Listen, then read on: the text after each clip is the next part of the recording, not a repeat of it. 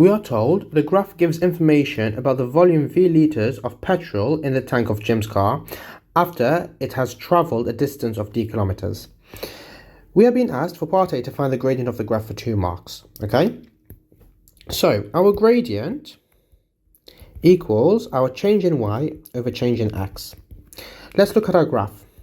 Our change in y, so we start at at 27 litres and we end at 0 litres because we're picking this point and this point. And then our distance starts at 0 kilometres and ends at 300 kilometres.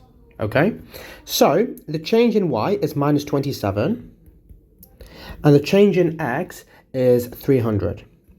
So in our calculator we will do minus 27 over 300, which gets us minus 0.09. So minus 0.09.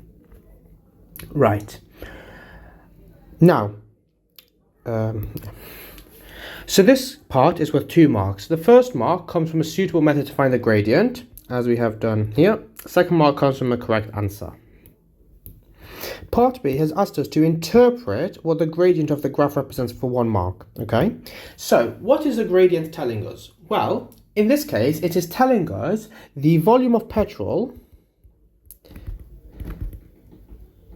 used per kilometre